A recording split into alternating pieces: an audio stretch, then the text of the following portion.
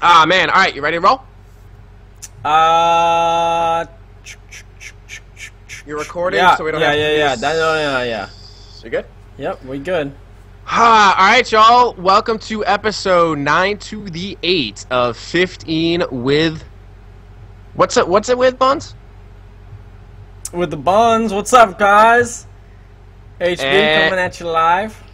And I am UB here, and before we get into shout-outs and all that shit, the Buns and I have, what would you call it, an exciting potential game changer for a rogue or anyone else that would like to use a Shadow Fang for the Twink Cup? Well, let's just call it how it is. We got a giveaway going on, guys. And it's for a big anniversary. It's for the big 100. So for episode 100, which, for those of you that are not mathematically inclined, that's coming in 2 weeks, we will be giving away a Shadow Fang. And in order to wing this Shadow Fang, you need to comment on Twitter. Of course, be following Buns and I, and you should be at this point anyway, but I know some of you guys just listen, and that's cool, but some support is always appreciated. With the best reasons, someone should either be watching the hashtag Twink Cup and or participating in the hashtag Twink Cup. So all you need to do, be a follower of both Buns and I, and with your 140 characters, give the best reason to play and or watch in the Twink Cup, and of course, fit in the hashtag Twink Cup somewhere. Buns and I will pick a winner.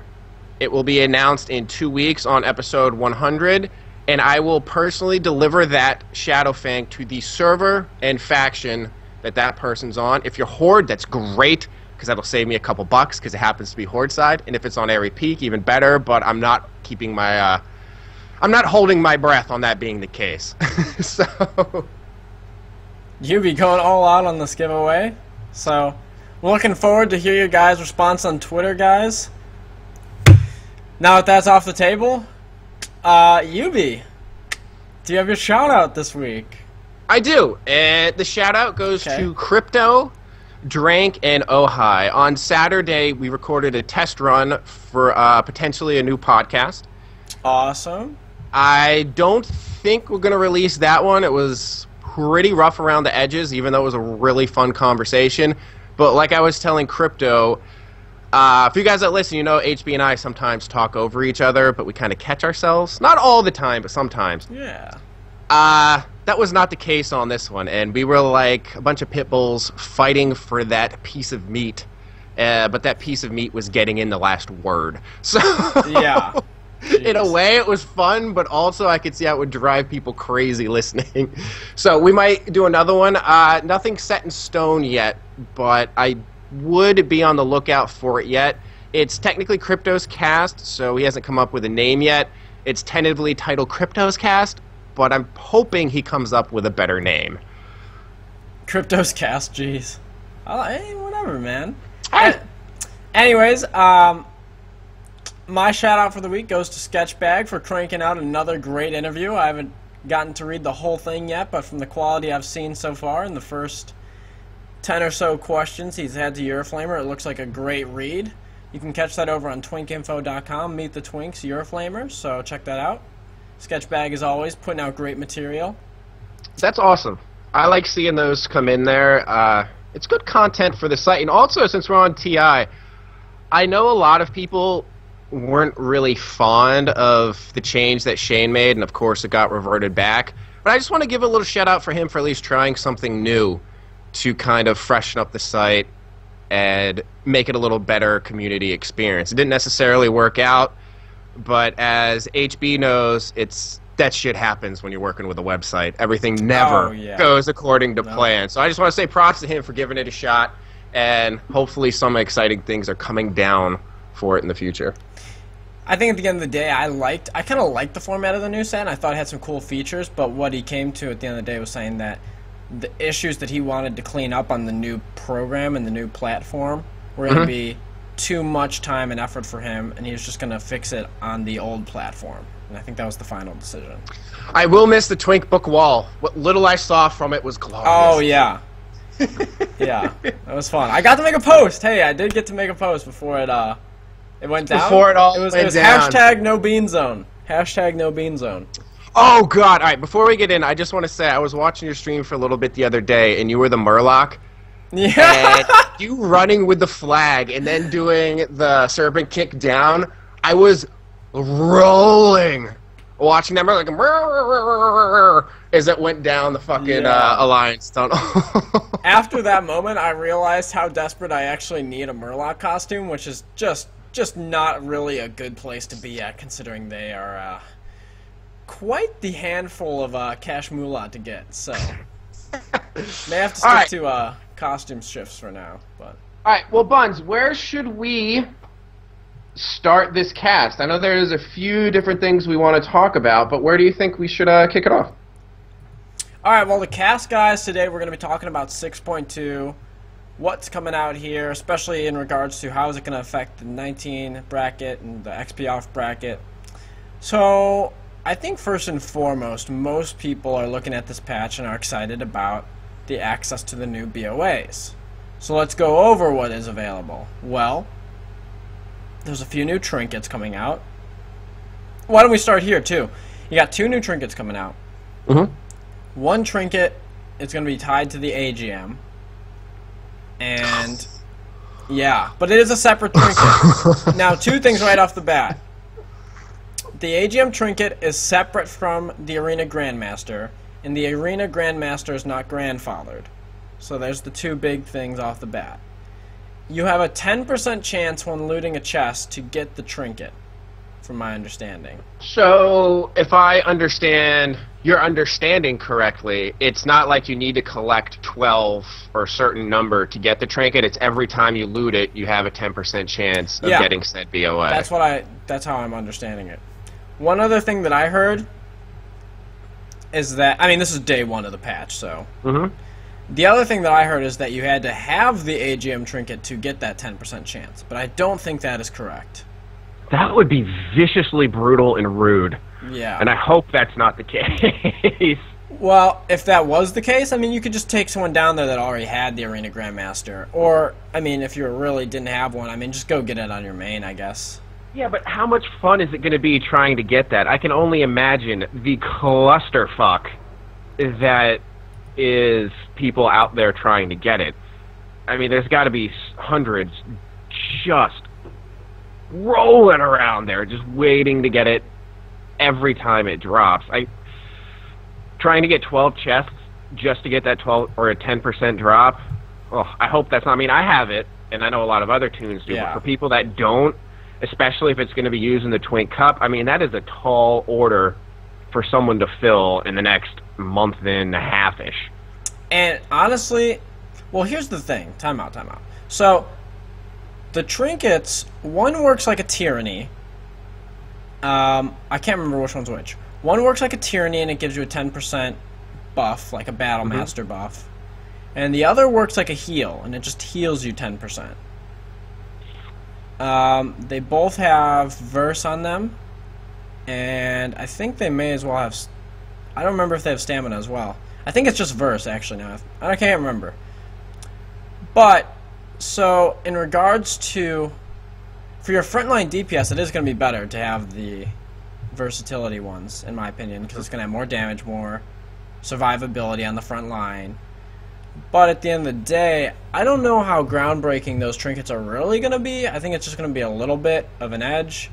I don't think they're going to be that detrimental to what happens. But there's a third trinket. Oh, let me say. Okay, one you get from the AGM, one you get from Darkmoon Fair, I believe it is. And they work similarly. Those 2 trinkets are very similar, 10% chance from my understanding. Loot the chest. Now the third trinket is a bitch. This one is... There's no nice way to put this one. Is this the Tendrils one, or Yeah. am I... Okay. And this is the one that's has a chance of being very overpowered. Okay. So, the Tendrils, basically, from people that have played on the PTR and from what I understand, it roots you in place. This trinket that you pop, the trinket that you pop has an on use. It gives versatility, by the way. It gives versatility. And the on use roots that person in place, and the tentacles do damage. What? Like a lot of damage. Supposedly, at level 19, it was doing like 1,300 damage. Whoa. Over the duration of the trinket. So, I mean, obviously it's safe to say that it doesn't break on damage like, say, entangling roots or something like that. I mean, the whole mechanics of the trinket, we're going to have to wait and wash down a little bit once people start getting it and you can test it out and see what's what. I mean, druids might be able to shift it, you might be able to blink out of it, I'm not sure yet. But, you know, it sounds really strong right now for melee, and even for, like, certain DPS, having that root there would be really pretty sweet. I mean, even if you take the damage component of the trinket out, I mean, just having the ability to root someone seems game-changing in and of itself. You know what? And then if you're going to add in... Or go ahead. I think it's the damage part that does it, UB. Because think about this. How much do you have to trinket at 19? That's a good point. It wouldn't be hard to just be like, I'll save my trinket for that. There's not that much you have to trinket. And a lot of people were freaking out, too, because they're like, man, this could be huge in pre-mades because your hunters and rogue will have to have that, you know, to root people, and your FC will have to have it to root that person off it. But I'm like, well, let's see how it works. Let's see what's in store here. Because I mean, in all seriousness, given the other trinkets available, what would be better than having a root? Like, that seems... for rogues, re-stealth. Well, I mean, I'm assuming AGM's one of them. But, like, would it be better to, say, have Tyranny? It doesn't give stamina, so all the other trinkets are going to give you more stamina. But then, let's think, if you can root that dude smacking you in the face, and you can get away, is that not worth... Well, let's think about stamina? this, UB. In a pre-made perspective, how many people are going to actually use this in a Warsong Gulch 10v10 pre-made? Maybe different in arenas. But in a 10v10 pre-made, let's think about this. No one in midfield's...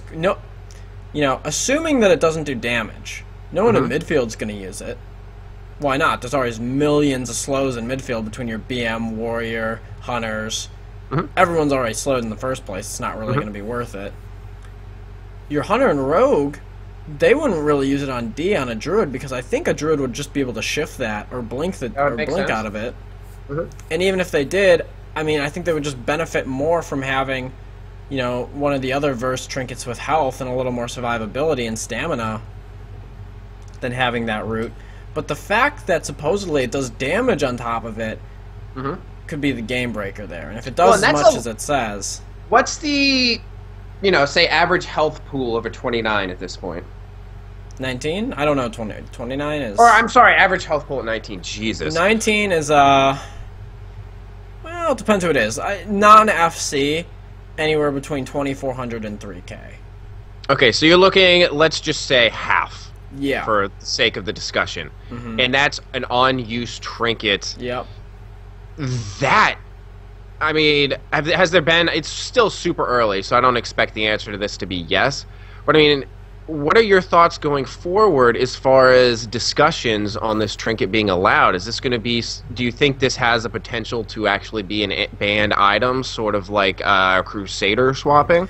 Well, I think that that's a good thing that you brought that up because that's one thing that I wanted to jump into, and I think that there is a lot of consideration of banning all the BoAs that came out this patch. All of them. And what... I mean, there's also... You didn't mention the rings, but there are some rings coming out, attainable through Garrison. All of this is out now. Yes, As of today, you can get it. It's out, and it's attainable via Garrisons. So is this... What is the rationale behind, say, banning the rings? Are they also bringing stats that are so overpowered? No, but it's a lot of people... The rings are not that hard to get, in my opinion. You have to go kind of through this quest line. You have to get honored with the reputation. That's going to be easier to get than the trinket. The trinkets for AGM and Darkmoon, the health and tyranny trinket you get from those, I think those are probably in the medium scale. I didn't explain how you get tentacles. Oh yeah, we skipped right over that. Just focused on how ridiculous it is. Really hard to get. Okay. And for the players that have it, it would be a massive advantage if it does deal damage. And what is this hell that people have to walk through in order to obtain this trinket? Oh man, I remember. Okay, Garrison, you have to have 20 followers, I believe it was above 670 item level. All right, I'm not that familiar with Garrison, so I'm just going to throw this assumption out there and say that takes some time to do. Yeah, a lot. To give you an example, I haven't been working on this at all. I went into my Garrison today. I checked on my followers, and I had like 2 followers that were level 100, which is where you can start building your item level, and they were at like 600. Oh, so I have to get 18 more. I have to get 18 more followers to 100. I don't even think I have 20 followers. Then I have to get their item levels up to 670 or 675, whatever it is. That's going to be a last-minute crunch time. People either get it or don't get it for the cup. That's actually one thing I want to say, too, because it's not like you just accept a mission and it's done 20 seconds later. There's time involved. Like, it'll take 45 minutes, it'll take an hour, it'll take whatever it takes, and some of them much longer than that. And then you also have the chance to fail. Yeah. So what if like, we're about to get, it's like we're at the deadline, and then your mission fails. It's like, well, fuck that. Yeah. I mean, it's really, that individual item is going to be a killer for people to get. And if it comes out doing the damage that it says it does on PTR, we're in trouble for people that have those items. Because that, you're going to be forced to trinket that immediately. And that's a lot of damage. And I believe it's over, I believe the root lasts for like 6 seconds or something like that. Jesus. So it does the damage over that time. Like over 6 seconds, I believe it does that damage. All right, so you know there are going to be people saying that it shouldn't be banned. It's going to happen. There's going to be at least one person that says this. Can you think of a possible rationale for someone to champion this trinket being allowed? Yeah. I mean, of course, you always have the people like, well, I knew this was coming out, and I've been preparing my Garrison, and I was prepared, and it's your guys' fault for not being ready for this coming out. Totally fair argument. I think that's a very valid argument, and I think, to be honest with you, we could run into a lot of discussion on which items, which BoAs are going to get banned and which are not. I'm in favor for banning them. I'm in favor for banning everything, if that's what it comes to, banning all the BoAs that were released, because at the end of the day, most people just want a competitive playing field, and that would take away from it if it is. Now, this is an argument I can see someone that has the... Say you have a few people that have the BoA trinket on one team, and they just happen to be people that are new to the bracket, and they've joined the bracket specifically for the Twin Cup. So as a result, they don't have any grandfathered gear. I can see an argument posed by them that, well, you're going to use this grandfathered gear that we don't even have the option to get. You had the option to get this. Like you said, you could have planned ahead. The patch notes weren't invisible. I mean, they were readily available. It's your fault you didn't get this gear that you could. I had no option to go back in my DeLorean, go 88 miles an hour, and go and get this grandfathered gear. I think that's a fair point, too. I just feel like, as a whole, the community's already knocked that boat aside and said where they stand on that, and I don't think it's going to take any more argument. Okay. I think that's where we're going to sit there. For whichever, whether it's right or wrong, I think that's where it's going to stand. To me, I don't want to go too far down that path, because there's a lot of gear that could be considered banned, and there's a lot of gear that you can still get that you could consider banning, so I don't really want to go down that boat, to be honest. That's fine. I just wanted to bring that up as what I could see, as a potential argument in favor for it, and see kind of what your thoughts were on. Well, where do you want to go from here, then? Well, going off of that, something else that was introduced here in 6.2 was the rings. So the rings came out. For those of you guys that are curious about what the stats actually go to at level 19, it goes 4 to your primary stat, 5 crit, and 6 stamina at level 19. So there's an agi one, there's a strength one, and there's a intellect one. And to my knowledge, I mean, yeah, you would lose 1 primary stat to Argus if you're a caster, But for everyone else, it's going to be best in slot, and I think even for caster, you would consider that best in slot with the 5 crit. I think I'd take the 5 crit over. I mean, you're taking 1 less primary for, 5 of another stat. Right. It would be different if it was a 1-to-1, but... Correct. And actually, real quick, before you continue with that, Muskie just made a comment in chat, which I think is worth exploring. And what he said is, the core to twinking... Wait, what does he say? Having the best gear, no matter what the price. And if that's the case, then you wouldn't ban things like Crusader Chants, right? You wouldn't ban the stacking because that's the best thing you can do. And so I kind of get what he's saying, and Buns, let me know how you think on this, but at some point, it's for the betterment of the overall level of competition. And so where you're banning things like Crusader stacking, you're doing it to make better games. You're making it to, I don't know if I want to say level the playing field, but creating a better atmosphere to play in. And I feel like that trinket falls in line with that. Yeah, I think exactly. I don't think I can word it. I think you nailed it. Like, I can't say it better than that, so +1 UB. Right, and back to the rings. I just wanted to address that because I thought that was a good point that Muskie brought up. So going to the rings here, that's going to be great for a lot of people because right now you have to faction to get double Argus. And, think about this. For warriors, it's 5 strength, or like 5 stam, 4 strength, or 5 strength, 4 stam. I mean, the BoA ring is going to just beat that straight up with the 4 strength, 5 crit, 6 stamina. And then for hunters and whatnot, I mean, you get 6 agi, 3 stamina from that, so maybe hunters wouldn't take that because they get the 2 agi over that, and there's a lot of hunters that go for that AP build.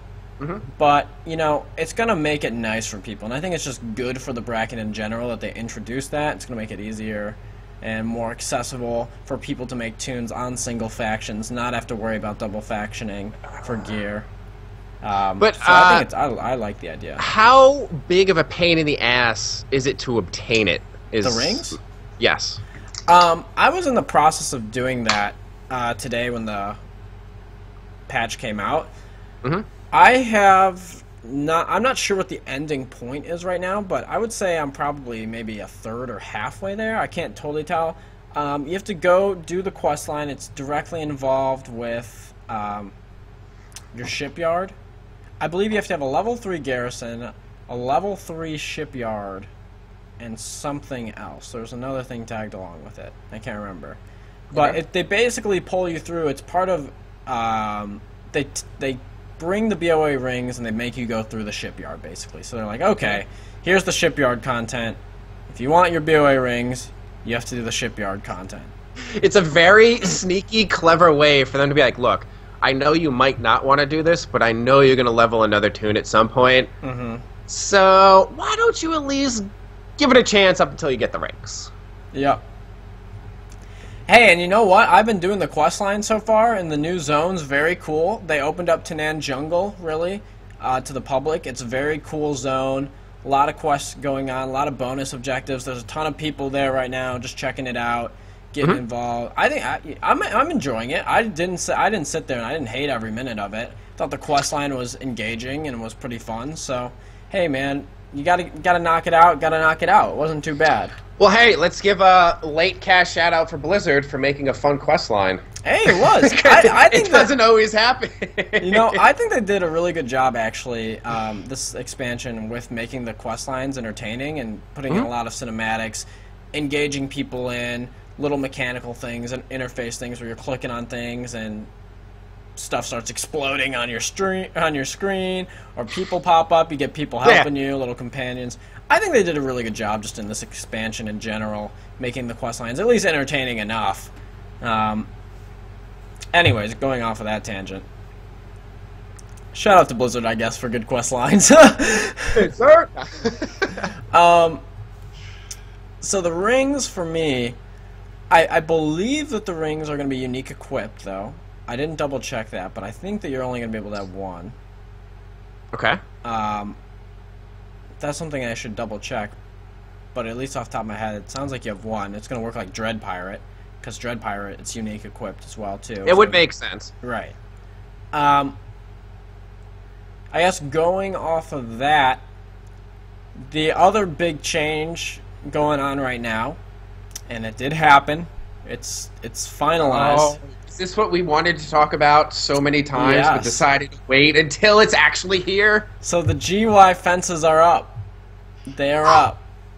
And now, have you personally have you done games so you could personally experience them? Have not yet. There's been a few games that have popped in the bracket so far with the games going. And from secondhand information, you cannot cast through the fence if you're below it. And I haven't gotten confirmation if you can heal. I haven't gotten confirmation if you're in the GY, like a one-way window kind of thing. If you're in the GY, you can't heal your teammates below. Like if you're an enemy warrior and you went around and dropped down, you can't have your disc priest shooting out some penances at you. No, I mean unless you're in the gap. There are little gaps, but I'll tell you, they're little gaps. Like it's very easy to line there. And from so many levels, I don't know if I like that, man. I don't think I like it. I don't think I initially like it, and we'll see. My initial opinion is, man, I don't like it. And I'll tell you what, too. Because it just made it so easy on the Horde GY to jump up on top of GY. Incredibly easy. So, and let's clarify what you're saying there, because some people might not really get. It's like jump up on top of GY. What does that mean? Okay, so when you come out, GY stands for graveyard. So when you die in Warsong, you got your graveyards. The fences came up at the graveyard this patch, the GY. So they did that to prevent teams from camping and blocking people and just grieving another team is the best word. Well, anyways, with that change comes a lot of secondhand consequences or things that evolve because of that change. And the fences on Horde side are very much like the fences that you see on top of the tunnel area, where you have the fence going on, but you have little spikes coming out on the side shooting off. You can jump up on those little spikes, jump up on the main fence, and literally jump on top of the Horde GY area, the top area. So you could basically get back into your base from GY. That's what I wanted you to clarify, because I feel like some people would have been like, oh, you can go from the bottom to the actual graveyard. Right. And that's, like, just think about that from a strategic point of view for a second. Like, how crazy advantage would that be for the Horde if, say, you got your FC, and he's running through, goes to the GY for support, lures, let's say, everyone down there, and then they got the jump, pop back up, go in, and they meet up with reinforcements coming around. I mean, Alliance doesn't have that option, and that allows the Horde an entirely new form of strategy. Oh, it's crazy, man. I think, personally, from a pug perspective, it's going to influence games a lot. And I don't think we've seen everything they can do so far, but we have seen that it's very easy to do it on Horde side. I haven't seen anyone do it on Alliance, but to be honest, I think it's one of those things where Horde got buffed and Alliance really got the bad end of it. And how crazy is it? It's like, this is obviously... I shouldn't say obviously. I assume this is not something Blizzard intended, but this is one of those things where I have to give it up for the XP off community, where it took what? I'm sure it took someone half a game, maybe 2 games at the most, to figure this out. And it's like, hey guys, I just found out some good shit. Oh man, people figured this out on PTR. Like, that is... And our Tonkin put a video up on Twink Info today. He knew the jumps were there. He just went straight to it and did the jumps, and you were like, whoa. There's like 2 or 3 jumps to get up on the GY. Up into your base. I think in a pug perspective, it's going to influence games a lot. I think that there's going to be a lot of ways for teams to get out of a GY mess and just run up into their base. And if it was accessible on both sides, I wouldn't be as opposed, but I don't think it's accessible on Alliance because the fences are different on Alliance than they are on Horde.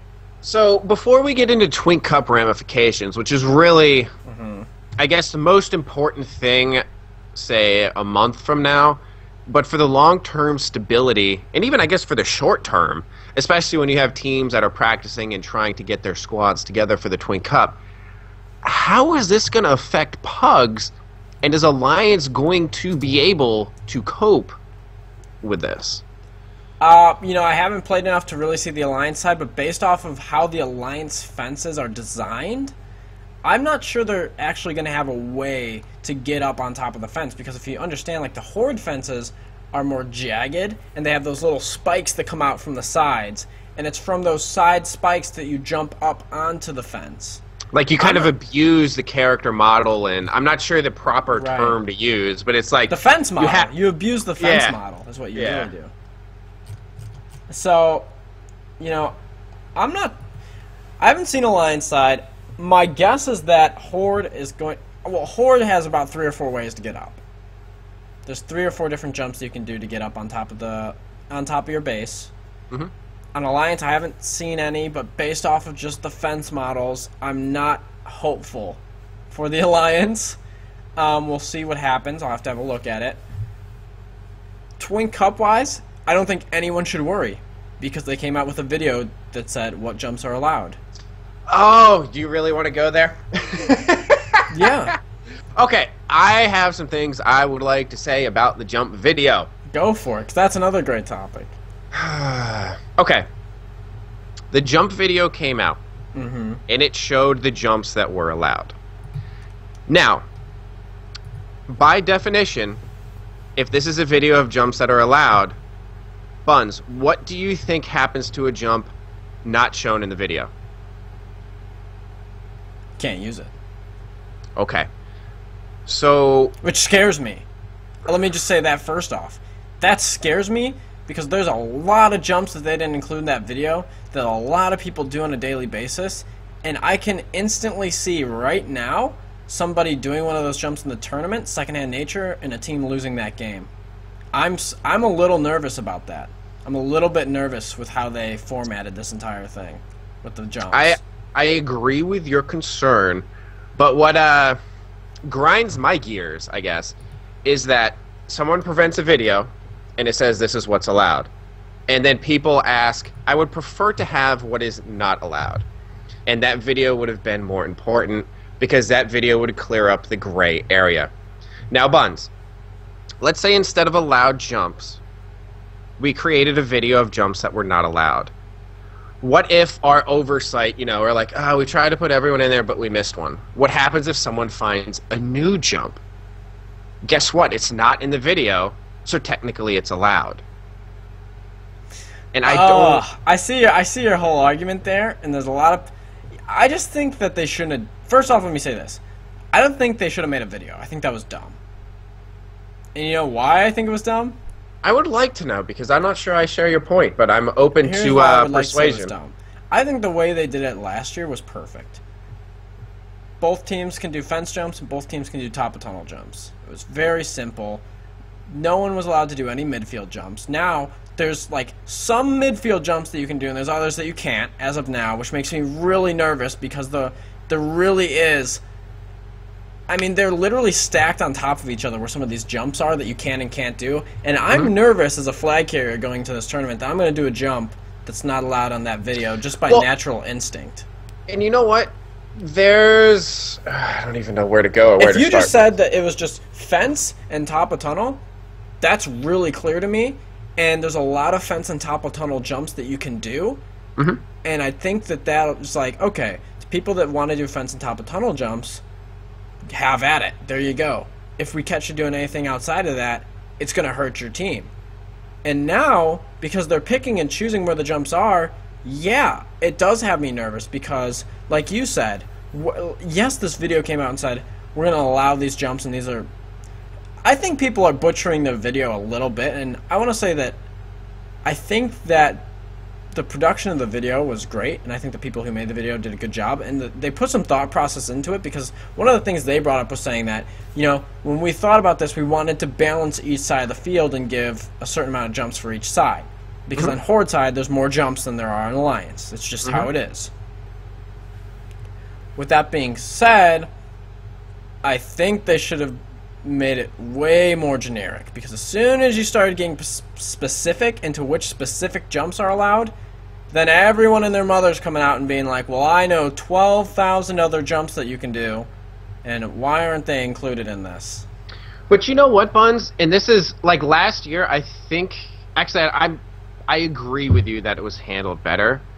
But the reason that video had to come out was because I have no idea how to phrase this, so I'm just going to go for it. The community wouldn't stop bitching. And they had to put something out to quell all of the voices coming in. And if the community would have just taken a deep breath, used some common sense, it's possible that they wouldn't have had to use it. They could have kept last year's rules, and everything would have been fine. And maybe alterations would have been made with the 6.2 and the Horde Graveyard, because, you know, as we said, that sounds ridiculous. You know what bothers me a lot, Yubi? And I'm sorry to cut you off, but this is, like, totally no, go ahead. What you said. Go ahead. It bothers me a lot that there's a lot, from last year to this year, there's a lot of new people this year, and obviously there's more traction in the bracket, new people coming in. But there's a lot of people that play in the bracket right now, and I find that some of the people that are almost bitching the most about some issues are really irrelevant players or are not playing in the Twin Cup whatsoever. That bothers me a lot because while at one end you want to have everything sorted out and you want to be fair and whatever, your committee or whatever, but at the end of the day it's like these rules don't apply to those people. And while they're sitting there and they're trying to have it be a good tournament and everything be balanced in their eyes, it bothers me from a perspective where it's like, now I'm going to have to sit here on my fucking FC and be like, I have to eliminate these jumps from my heads. Like, or else I'm not going to, like, I could possibly ban my team from the tournament. And every other player, 20 people in the game have to think about that. It could be as simple as running up on a stump. You're banned. You lose the cup. And you lose a game. It's, like, They should have kept it simple, man. I really feel for Merm and like the other people like you trying to help influence the rules. Or I shouldn't say influence because that sends a whole different connotation. But you and the other group of people that were trying to make a rule set to send into the finalized rule committee that made the final decisions. And then the people that then had to be like, Jesus Christ, we actually have to make a video to show allowable jumps because some people just somehow can't figure this out. Like, and if it worked last year, that should work again this year. I don't know why they changed it. Wait. I'm gonna real quick. I take a little bit of umbrage with what you said with like new people coming in, because I think the new people coming in, while they might be not be as familiar with the culture and maybe the metas and such that go on in the bracket, it doesn't mean their opinion shouldn't be heard. But for the people not even participating in the Twink Cup go in and just start a proverbial wildfire and it's not over like things that don't, like, they don't have. All right, go ahead, because go ahead. Well, you'll have, like, I'm not going to go off and name people, but you can tell if you're on the Twink Info forums, you know who the people are. And it's not like they're just hitting one topic. They'll be like, bam, like, let's hit jumps. Bam, let's hit what battlegrounds are we playing. Bam, let's hit arena rules. Bam, let's hit Warsong rules. Bam, let's hit this. And it's like, dude, we literally have a committee and a draft committee that are set up to do this now. Shut up. I hate listening to people that are ignorant and irrelevant for the determination of this tournament to happen, try to make rules. And that sounds ignorant on my behalf saying that as you want other people's concerns in, but this is something that did not need to be talked about and is now, they made way too big of a deal about it. All right, Muskie brought up another point. He said, are you talking about Pain-Aid, though? And Muskie, I'm actually glad you brought that up. No, actually. because there's something I wanted to say about Pain-Aid, and I actually had forgot about it until you said it.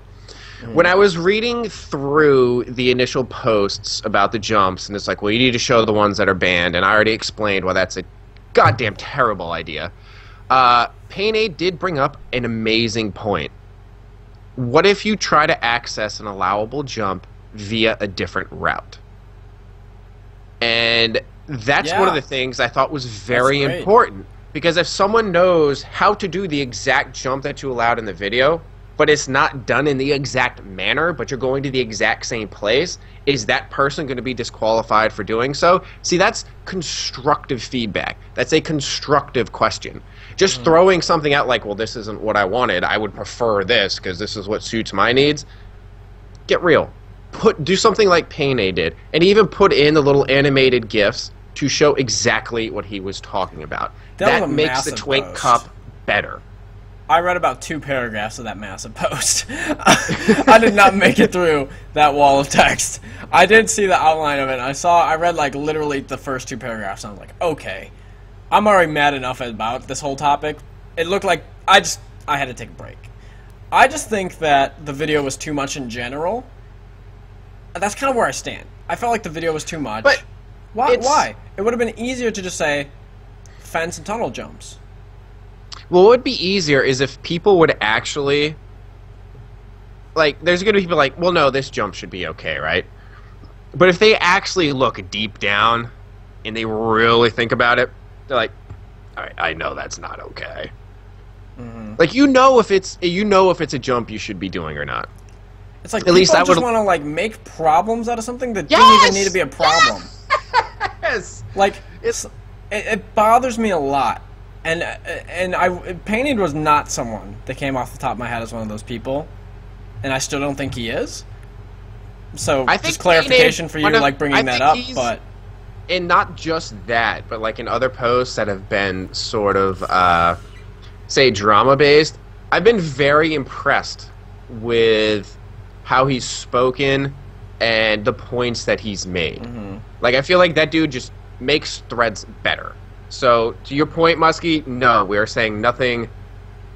I think that dude makes things better, and I'm very happy that he brought up the point he did in the jump thread, because that's going to lead to a lot less confusion and possibly teams not getting banned, for doing a jump in an alternate manner. You want me to be honest what I think is going to happen now? One of 2 things. No, Buns, I would like you to allow. The video is going to stand, and that's what's going to be allowed, which makes me nervous. And I think that's the more likely thing to happen. I think the video stands, they keep it how it is, those are the jumps that are allowed. Mm-hmm. Or 2, if enough people bitch, they go back to tunnel and fence. See, I feel like that's almost a catch-22. It's like you don't... Like, I feel like I'd be happy with no jumps. I'd rather have no jumps than the jump video. How about that? That's where I stand. I would rather have no jumps in the entire Warsong than having a jump video. Because now, there's just for so many reasons, you have issues. What if I do this jump that's on the same route? What if I do a different jump that wasn't in the video? What if I do a jump that wasn't included in the video and my team takes a loss for that? Etc. So there's just so much. And for the clarification they're giving, it's not enough. And you know what's fucked? I mean, we said it before, we'll say it again.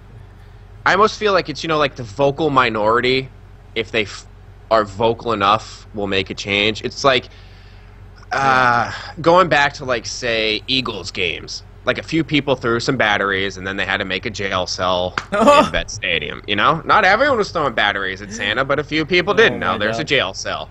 It's like a few vocal people can ruin it for everybody else. And given the very public, the proliferation of this tournament to groups of people that play Warcraft that had no idea it even existed last year, the fact that Blizzard is paying attention to it, you're getting a lot of people that want to throw in some input that probably shouldn't, but it's catching some traction because a few other people that probably shouldn't are jumping on that train. Yeah. And, it's hard to fucking stop a locomotive once it gets rolling. It's annoying, man. And you know what the thing is that a lot of people that there's a lot of people that can't be bothered to join these threads and argue against them because they literally come up with something every week. They'll be like, oh, well, we should ban warriors from the tournament. Let's just take the entire class out. We don't need warriors. Let's ban jumps. We don't need jumps. Was there not someone... jumps there are. I don't know if you saw this thread, and I could be completely just out of my mind reading threads on TI that make me angry, but I thought I saw a thread that equated elemental force to crusader stacking. That might have been there. I didn't catch it, so I can't speak on that. And we'll just go through that, but I feel like I saw that. I'm going to hope it was just me having a bad dream. I don't know. Wow. I feel like it shocked my system into being like, get the fuck out of here. That really happened? But, well, I don't know. Hopefully that was just me hallucinating. And you know what? While we're talking about the forums a lot right now, here's a big announcement, guys. It hasn't officially been posted yet on the WoW forums, but the Twink Cup sign-up thread is out. So that should be announced. That's not something that has been directly announced in the cast, and I want to take the opportunity to do it now. It took us way too long to get into that, by the way. That's okay. I mean, this is a good train. No. This is a good point to introduce that. So there's been the discussion thread, the planning thread, the scheduling, etc. And now the official team sign-up thread is out on twinkinfo.com under the 10 to 19 bracket. You can find it there. You can sign up your team there.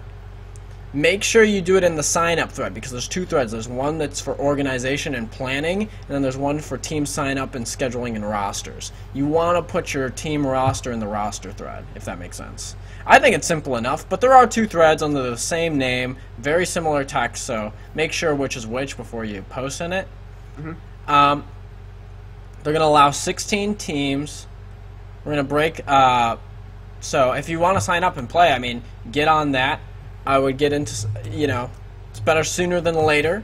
But, I mean, the asterisk to that is kind of the next thing I wanted to go into here is that, well, better sooner than later, but at the same time, everyone's been waiting for 6.2 to hit.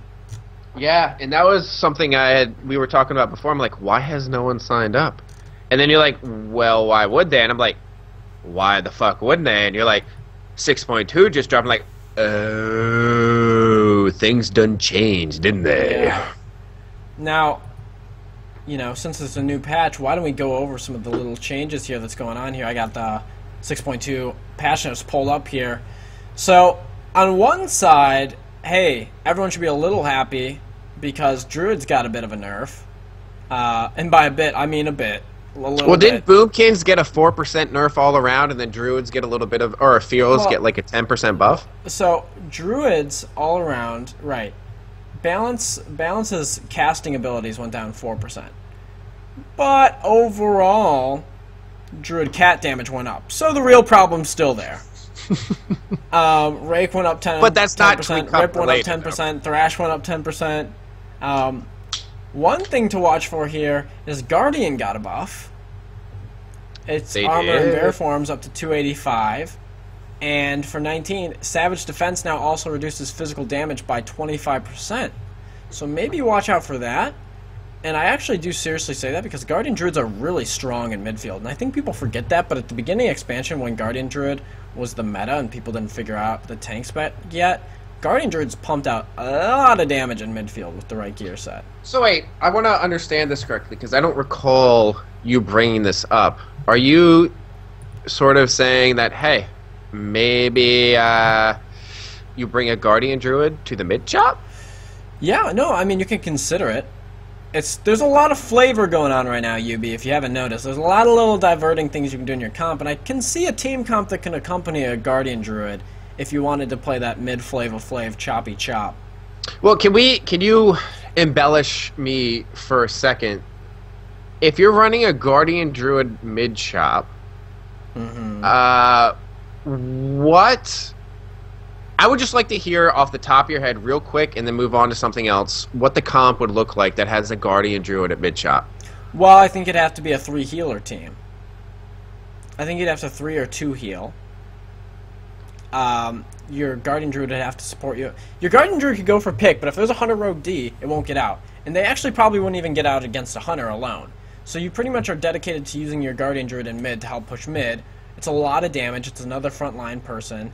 They have Mangle Maul on short cooldowns and can be stacked at the same time for burst. They also have Thrash, which spreads a lot of damage. They're getting an armor buff, so against the front line, they're going to be tankier. But they still have that tank overall debuff holding them down, which was the original change for why people went to Restos, because tanks take more damage. Mm-hmm.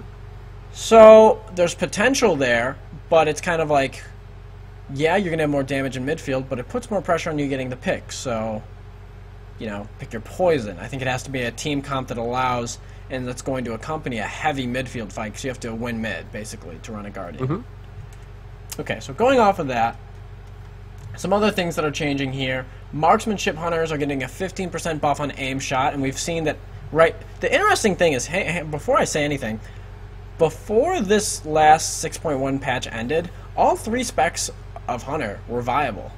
All 3 specs were viable. BM, survival, and marks. I feel like I never heard much about BM, though. BM, the kill command, I believe it is, could do quite a lot of damage, and for burst potential and for O&D, if you really had a good setup on that, on the sapped FC with your rogue, yeah, you could chunk him really hard with that pet damage.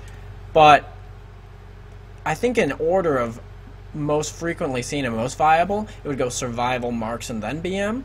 But now there's some things coming into the meta that are going to change that up, I think, and we're going to see it get more balanced. First off, aim shot's getting a 15% more damage buff. It was already viable before, and they're adding on to that. Survival's taking a little bit of a nerf. Explosive's going down 15%. But in all honesty, it's not explosive shot that does the damage for hunter. It's arcane shot.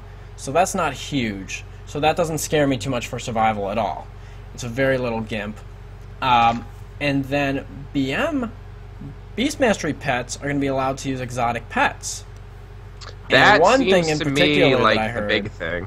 Yeah, the one thing in particular I heard is that the possibility of Bloodlust now being available at 19 through, I believe it was like a Hydra pet or something like that. So if that becomes available... I believe it was a hound of some sort, but I guess it doesn't really matter. It's like there's a pet that gives it. I think the Hydra you're thinking of is the Chimera, which will give an AoE, which may be a decent way to pop stealthies out. There's also going to be a pet that comes out that gives you kings and a 3% versatility buff. So there's a lot of cool things now with the BM Hunter. Like, even though individually they may be a little bit gimped playing a BM, it's going to be better for everyone around them to have a BM Hunter. So I definitely think we'll see teams running BM Hunters. Should be interesting to watch that change. Just said how I said Hound. Core Hound is the one that's going to give its Ancient Hysteria. Okay. And I believe every 6 minutes you will get a Bloodlust style effect. So that's crazy, man. Dude, like, think, like, mid pushes, like, yes, it might not do much as damage up front, but if you're running pre-mades, it's not a just me, I need to top the charts game. It's, we need to get our squad the Vic, and how much would you pay to get a Bloodlust for your squad to win the mid chop? It's crazy, man. It's going to be huge, because think about it this way, too. It's like, if one team Bloodlusts and you don't Bloodlust, damn. I mean, that's huge. So I just think that having it's going to be like such a big deal now. So I think that's going to be a change that goes into, and especially like swapping pets and such. It could be very interesting. And unless you can purge it off and you have 2 shamans, maybe a double shaman team, if they're really on the ball, can get it off the front line. But you're just going to have too many people benefiting from that. You still have global cooldowns to work with, and you know it's going to take you how long to work through every person of that team. That's assuming the shaman is 100% on point, not worrying about anything else, not having to heal someone, and they can just focus completely on purge. Because there's going to be more damage coming out, too. Yeah. I mean, it's like, okay, they are bloodlusted and pumping in damage. Yeah, you know what? I don't need to heal you. I just need to purge. That probably isn't going to be the case. Maybe it will, depending upon the other healers, you know, that are supplementing you. But I think it's going to be an interesting dynamic. And that probably, I mean, that filters back into why you haven't seen teams sign up yet. Because who the hell knows how this is going to play out? Okay. Going off of that, let's look at the next class here. We got Monk. There's a few changes here. One, most notably, this sounds weird, but Provoke now has a 30-yard range, and that's the taunt for Monk. But keep this in mind. Taunt for Monk used to have a 40-yard range, which was OP, and it was one of the only taunts in the game where if you taunted someone in stealth, it would pull them out of stealth. So, that's a relatively decent, you know, thing to note right there, that got shortened right there. So the sap taunts that you may be looking for might not be there if they sneak out of range. Going off of that, Brewmaster, the stagger increase you used to get from Blackout Kick is no longer available. Stance of the Sturdy Ox is going to give you 125% more armor instead of 75, and provides a 20% base stagger percentage. So the stagger that you used to get from the Blackout Kick is kind of been transferred over to the Sturdy Ox stance, if that makes sense. And the stagger effect no longer works against attacks which ignore armor. So that's also something to consider along with that. So BMs, in my opinion, get a little bit more tankier than they already are, which says a lot. I mean, BMs are like literally the meat grinders of midfield right now. So we'll see how that turns out. Well, I have a question for you as someone that loves playing the Magi. Would you feel about the mage changes? I noticed there were some buffs to Frostfire Bolt, and I believe some Frost Mage buffs. I could be mistaken. Mage doesn't do it for me, man. You know why? Who cares if Frostfire Bolt got a buff? It's only Frost only. Why are you to the one spec that doesn't need Frost Firebolt? Hey guys, let's give Frost Firebolt to only Frost. They really need another slow. I think Frostbolt got a 20% bump too, but then again you have to consider But at the end of the day, how about we give Frost Firebolt back to Fire and Arcane Mages, and then you'll talk. I'll talk a little bit, then I'll be like, wow, that was a good Arcane Missiles got a 10% bump, but I could be that's going to be mistaken on that. Bro. That's not going to help 19. Oh shit, yeah. Jeez, I feel like I played 29s for the first time in how long last week, and now for some reason that's the second time I brought it up. I apologize, people. You know what kills me too, UB, is they list it as Frost Firebolt is in the general category, but no, it's only Frost. It's only Frost. If you change to Arcane, it goes to Arcane Blast. If you change to, and I don't see anywhere in there where it's like, now here's something to watch. If the Frost Firebolt is considered Arcane Blast, and the Arcane Blast gets increased 20%, then sure, I'd be very happy if that was the case.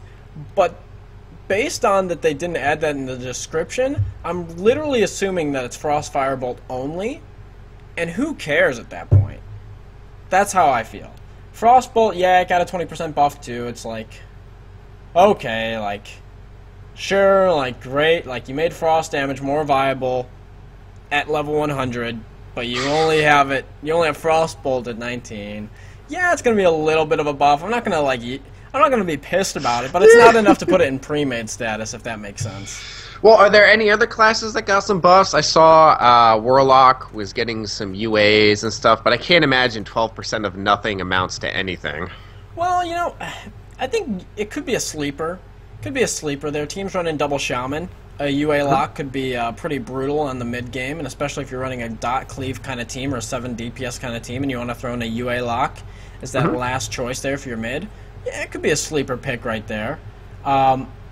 Destruction's pretty much staying exactly the same way it is, and Destruction's the main spec right now for 19s. Demo got a big nerf, so Demo, which was barely hanging on there as a survivor, even though initially people loved Demo at 19, it kind of took the back burner to Destro and Affliction recently, and it's going down the drain, so you won't see any more Demo. Sorry to everyone that loved Demo. So I don't know. I think that, yeah, I don't know.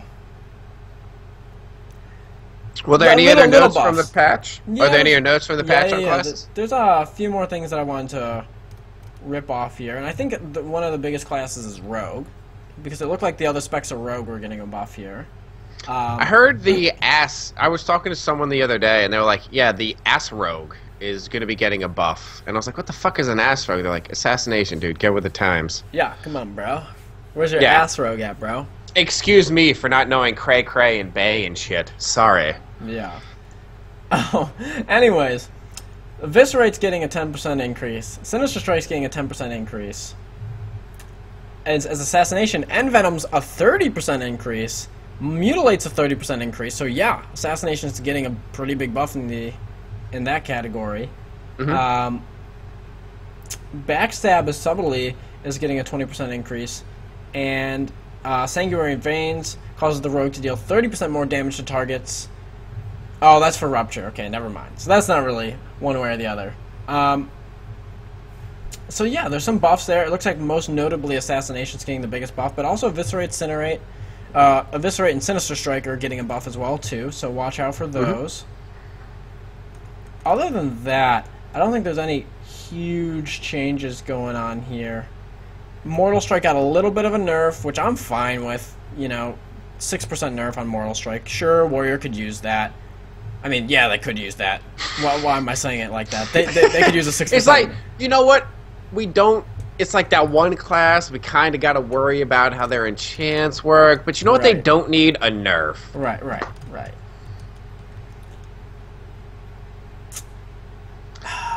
So is this bow time, or are there... No, I would have just liked to see a little bit more buff on Mage. Come on. Give us Frost Firebolt, give me Ice Lance, give me something to work with here. Dude, Ice Lance did get a buff. You just can't use it. I know, so give it to me. I want it at level 19, bro. Trying to run some RMP, bro. What are you, you're hating on my burst right now. I ain't hating on your burst, and you did suggest in a prior cast that the 3v3 tournament should be RMP static. I did.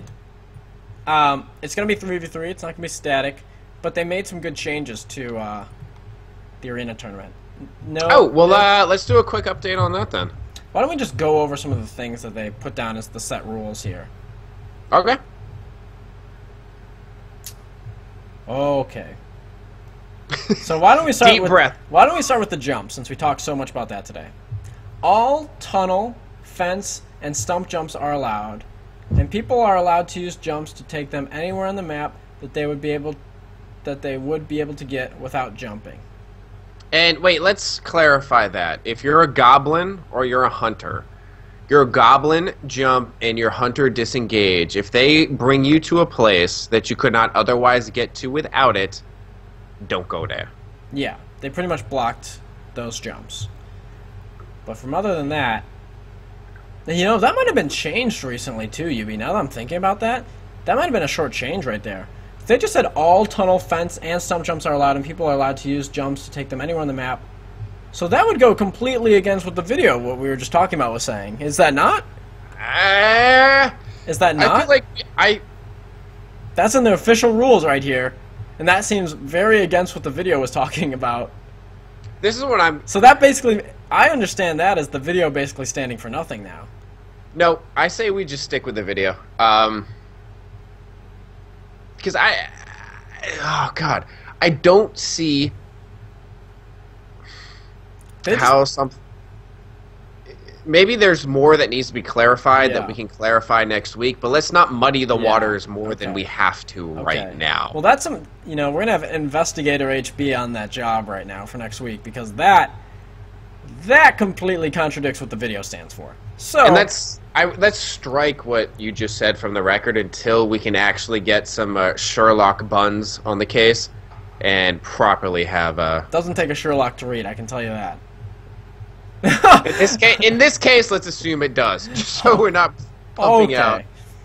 Well, I can read. Am I a Sherlock? Or okay, anyways. Listen. Crusader, Landslide, Flintlock, and Gnomish X-Ray are banned from Arena. So we have some of the very high unscaled enchant procs completely banned from Arena. So everything's going to be toned down a bit. Arms Warriors are not allowed to swap weapons to get multiple enchant procs in Warsong Gulch. So that blocks Landslide stacking for Warriors or Crusader stacking. And that was kind of a question. I forget if it was last week or the week before, but that was something we were discussing. So it's good for a clarification on that. Now here's the big one. Here's the biggie. Tiebreakers will be settled first by an overtime game where the first cap wins. If this is a tie, the team with more flag caps in the series wins. If this is a tie, the higher seeded team wins. And I think from my understanding of that is they're not playing a full game based on time purposes. I mean, that was one of the big things that I had, and I believe like you had too. It's sometimes the best way to solve things isn't the best way to solve things, and this seems like an expedient way to go about it, and I feel like that is a very smart implementation of a determining, I do too. Who the fuck wins by the rules committee. Yeah, I agree. It's good. I like where that is. How about that? Could be a Wait, let's go. For time purposes, I think it's great. Pretty good. Pretty good, son. All right. Teams must be logged in and ready to play 30 minutes before their match. Thank you for that rule. God, and I know last year I totally fell in the opposite boat where I was like 30 minutes late to every match. But thank you for actually having that in the rules. I feel like it should be 2 hours because motherfucker is going to be an hour and a half late. Anyways, that's good that they have that in the rules and it's out there this year for everyone to get behind. Why I think it's important for teams to have subs, one of the reasons. Oh, this brings up a question I want to ask you on the subs. There was something that was brought up, I believe, by Tap Out. And it was... Mr. Benjamin Horner himself. Yes, sir. All right. And it was, you have people that are making tunes on U.S. servers that are coming from EU, right? So they're not going to have either the time, the funds, the options available to make, 2-faction best of slots that they want. Or BIS to the N Nation. Tunes that they want. And so he made a point that I thought was actually pretty poignant, where it's, well, what happens if your arena team is Alliance, but your Warsong Gulch team is Horde? I'm pretty sure that Merm ended up responding to that post, and he said that I'm pretty sure. I wonder if I can find that off. Well, no, I can respond to what he said. I was just seeing. He said you can do that, but it's sacrificing your extra slots. I mean, in my mind, Horde's the better race for arenas. Maybe with these trinkets being introduced, stacking human could be possibly worth, but there's extra interrupts in CC on Horde. Let's be honest. If we're going to use... let's assume for a second that Tendrils trinket is worthwhile. Yeah. Use that. Use one of the new trinkets with the versatility and have your racial being the human trinket. I feel like that is a combination of disaster for whomever you're facing who does not have that same thing. And I guess we didn't touch that before, and I'm amazed we didn't think of it before, but Jesus, that should be the #1 reason, you can't use that trinket! It's going to be really strong, man, for sure. So that would be a good, we'll have to see how things develop here, but as of now, I would still say Horde's probably better, just because it gives you extra CC in a bracket which has no CC. An interrupt's an interrupt. A stomp into sheeps, we'll take it. Force trinket off a CD. Am I wrong in thinking that people have just... I feel like people have forgotten the fact that the Blood Elf racial is pretty good on a lot of situations. But maybe that's just me. No, it is. No. For sure. I mean, I just didn't bring up Blood Elf in one of my scenarios there. It's great.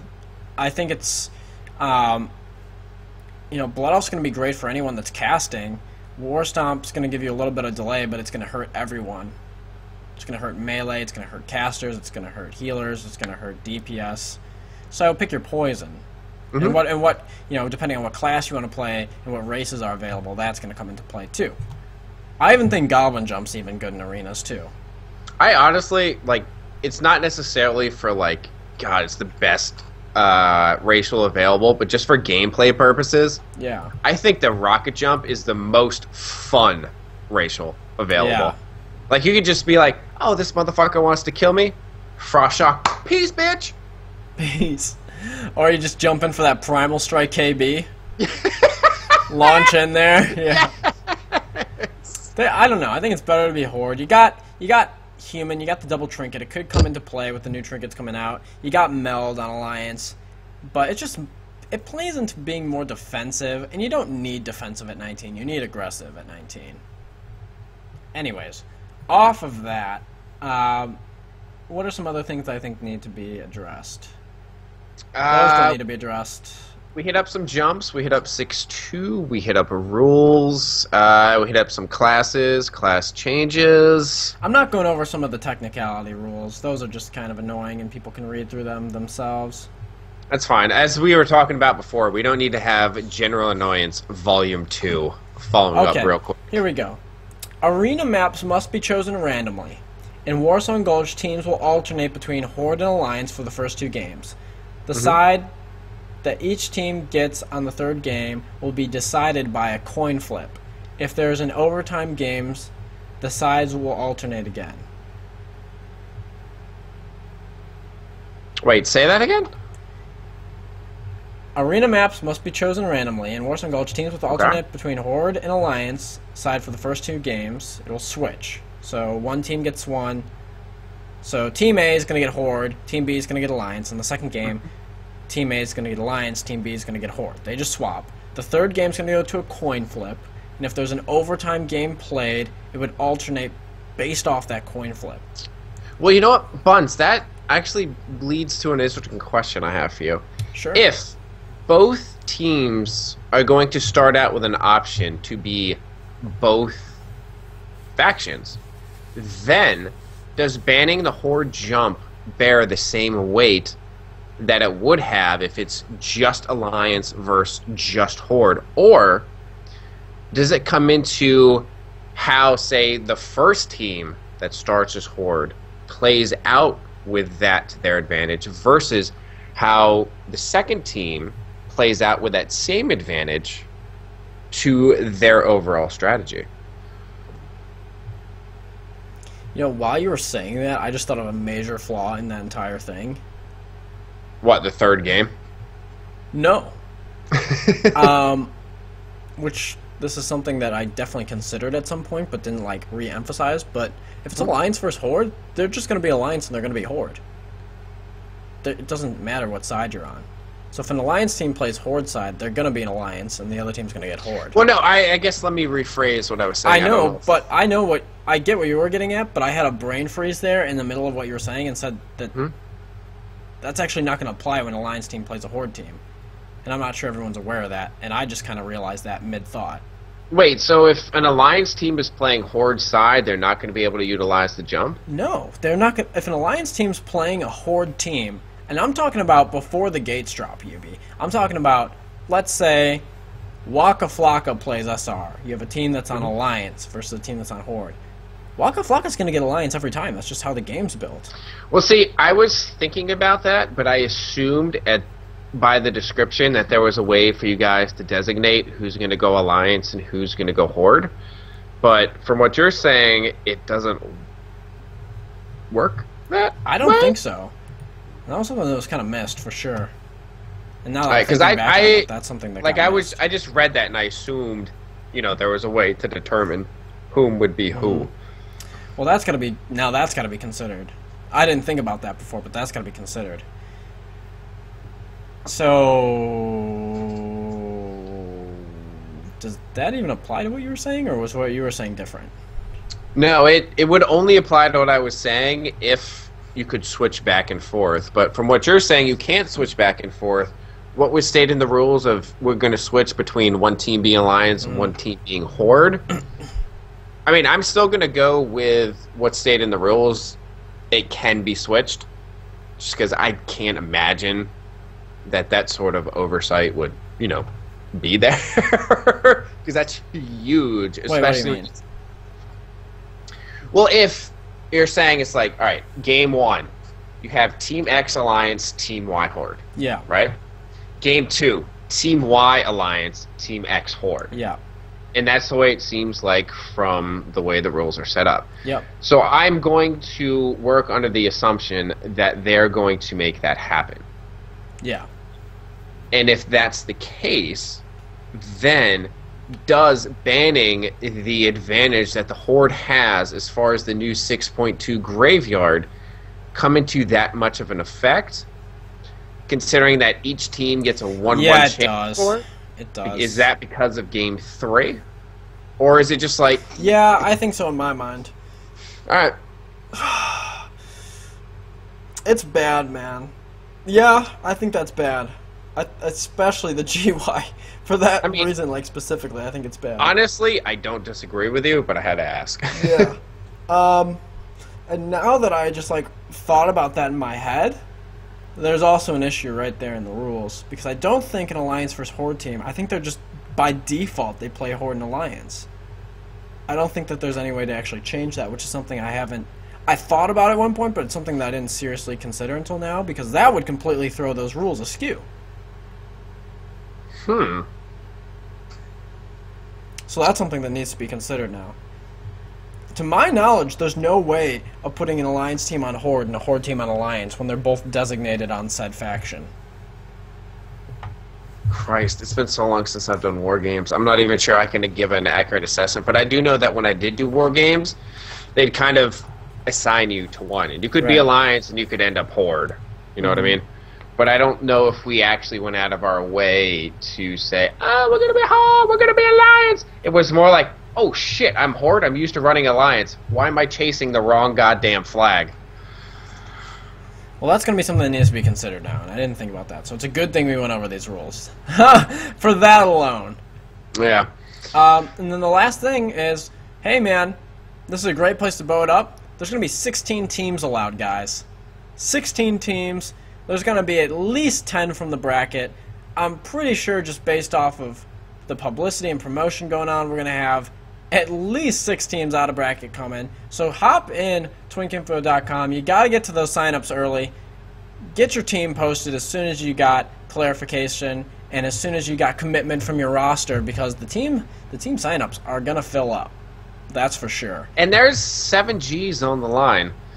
I don't know about you, but if I was going to be making a team and participating, I'd kind of like to make sure I get my taste of 7 Gs. For shizo.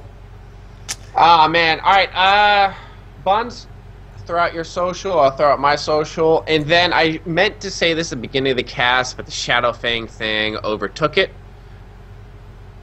And that's the Juicy Jam. So, Buns, throw your shit out, then I'll throw mine. 25 or 6 to 4 by Chicago.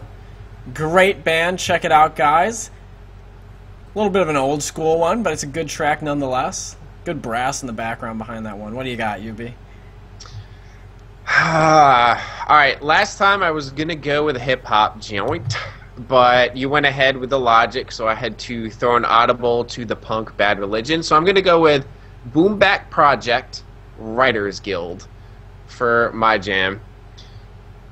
And you can find us twitch.tv/bisnation, bisnation.net, at bisnation/the on the tubes. And Buns, I'll let you throw out your tweets. Twitch.tv/fearthebuns, at fearthebuns on Twitter. Make sure, guys, that if you're participating in the Shadow Fang contest, that you follow at fearthebuns and at the bisnation, or bisnation, on Twitter. And we will see y'all next week for episode 9 to the 9. Hashtag Twin Cups. Get the tweets out there, guys. Yes, get your fang. Honestly, fucking do it up, man. You guys